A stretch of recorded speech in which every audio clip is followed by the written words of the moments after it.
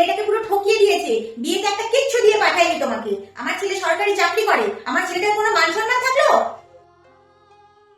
Ceiling fan চেয়েছিলাম, কোথায় table fan দিয়েছে। একটা ড্রেসিং টেবিল চেয়েছিলাম, শুধু আয়না ধরিয়ে দিয়েছে। 4 ভরি গয়না চেয়েছিলাম সোনার, সেটা তো দেয়নি, একটা সরু চেন দিয়ে দিয়েছে। কি দিয়েছে তোমার বাবা মা?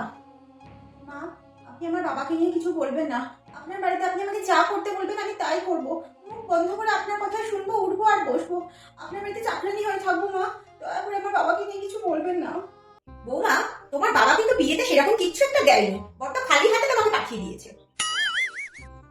অবশ্য আমরা বলেছিলাম যে আমাদের কোনো দাবি দেওয়া নেই, তারপরে শুধু শাড়ি আর একটা খালি গয়না করে পাঠিয়ে দেবে। একটা খাট দিয়েছে না, আলমারি দিয়েছে না, ফ্রিজ দিয়েছে না, এসি দিয়েছে, সেরকম তো মেয়েকে কিচ্ছুই পাঠালো না।